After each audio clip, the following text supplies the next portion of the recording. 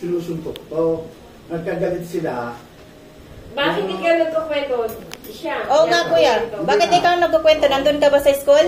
Sabi mo ng anak ko at sinabi na rin ng anak niya. Hindi, siya na tayo pag-initan kasi nilinawin natin yung... Ayun nga eh. Pagka tayo nandito... Bakit po, ito po, ang ano po ng dalaga ko, bakit kami pagbabayaran? Sinong unang nagsimula ng away?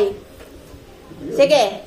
Sinong una? Magsabi ka ng totoo. Ayoko ng sinungaling. Siya, kasi sinabihan siya, rumalmakas. Kuya, wag kang makuan. Sumagot ka. Wag kang ano kasi wala ka ron. Ganito na lang po yan, hindi kayo magkakasundo. Tatawag na ako ng pulis sa istasyon na lang sila mag-ayos din natin to.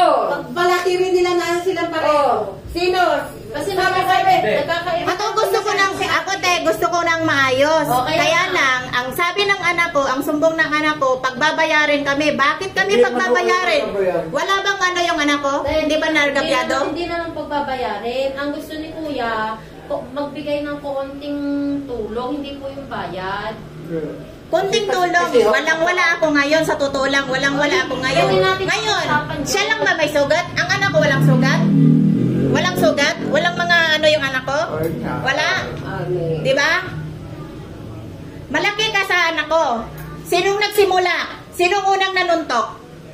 Sino nangasar ba? Siguro mga kaklase nyo mga nangaasar.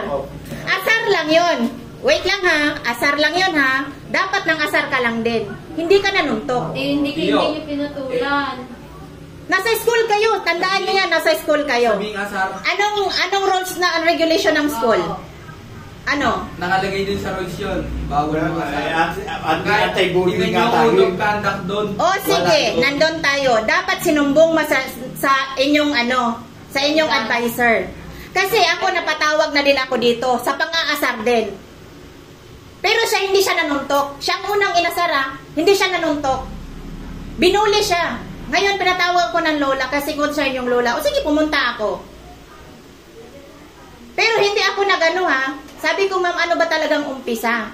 Dapat sinumbong mo sa teacher para bigyan siya ng violation ng teacher. Pwede siyang hindi papasukin. Sabi ba kayo nag-aasaran? Oo, hindi pa Hindi, papasukin. Noon lang. Ayun nga eh. Be, dapat hindi ka nanuntok muna. Kaya kung ikaw ba araw-araw asaran, hindi ka ba may Oh, tinanong ka niya ate, palagi ba kayong nangasaran? Ang sabi mo ngayon lang. Naka-record ha, ni-record ko. Ang sabi mo ngayon lang. O tapos sabihin mo ngayon, palaging aasarin? Siya pa palaging nangasar sa'yo? Wala ko sinabi ngayon lang. Oh, kasasabi mo lang kay ate. Gusto mo i-ano ko yung record ko? Ngayon lang. Ha? Gusto mo i-ano ko yung record ko? Sabi ni ate, palagi ba kayong nag-aasaran? Ang sabi mo, hindi. Ha? Ngayon lang. Hindi, ito lang kasi tanong ko sa inyo. Wala na kayo Uy, what are you doing? Kangaroo, what are you Ayun lang nga, hindi yung magayos, hindi. Kuya, kaya... Hindi ako madaling kausap. Kung ayaw nyo magayos, uwi na kami, tapos na. Kuya, Hindi na. sa totoo Uwi na kayo, lang. tapos na. O sige, umalis ka. Ang sabi ko, wala akong pangbigay sa inyo ngayon. Kasi walang-wala ako. Ang gusto ko mag-ayos. Ba't kayo mag-hook out?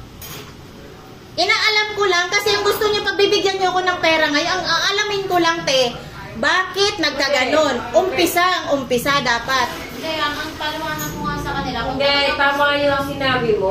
Nag-gastos ka muna. Ngayon, kung naano na, bago ulit dito. Magpa-blatter. Kaya nga pinapupunta ko na para kumuha na lang pareho ng medico legal, hindi lang naman para sa kanila, para din sa kanya dahil may sugat at magdemandahan na silang dalawa. Total, kanina pa walang nangyayari sa usapan. Yun lang naman yung sa akin. Kasi Ako wala sa akin ate, kung meron lang talaga ako ngayon, honest po talaga ako, kung meron lang po talaga ako ngayon, galing ako ng Maynila, nangungutang ako ng pera kasi depressed ako sa bahay ko, sa totoo lang. Pero walang-wala ako ngayon. Anong may bibigay ko sa kanila? Yun nga po sabi ko, diba? Sabi ko po, yun po po. Kung gusto nilang idemanda ako, sige papayag ako. Pero magdidemanda din ako dahil may sugat din ang anak ko. yun, kasi talagang kanina ko pa nakikitang walang magpapatay. At saka umpisa, siya ang unang nanuntok. Kung bully lang, pwede nang i-report sa principal para ma-spell siya ilang linggo. Papayag ako. Papayag ako. Pero bakit pagbabayarin kami agad-agad? ang tanong po Panghihingi po siya ng pampagamot doon sa nag-swell na mukha kasi talaga naman nung nag-swell. Hindi, kaya nga, sabi ni Mayna, kung talagang gusto, pagamot muna niya. Kung magkano yung Tapos kung bago na lang kung sino ano magpapamedical, kung sino yung talagang napuruhan, saka tuturan kung magkano yung nagastos. Yun, hindi yung... Hindi naman kailangan laging demanda ng demanda. Kaya yun, may alam sa batas eh. Kayang-kaya ng yelo yun.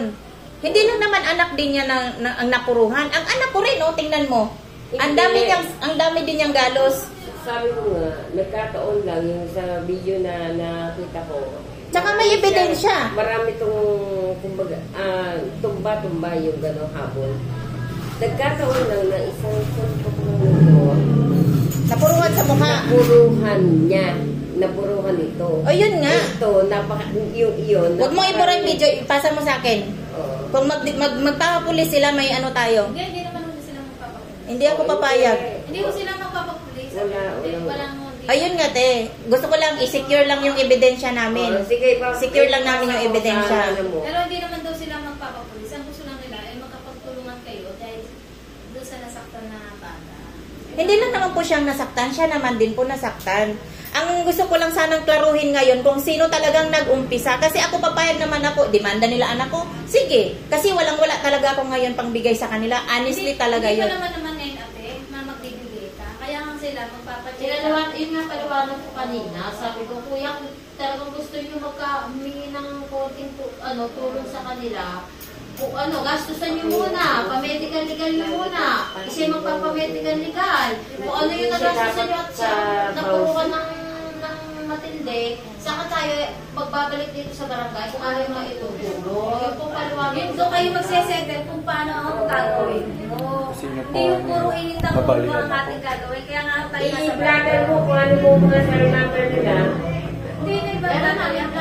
Nakuha mo cell number. Huwag ka nang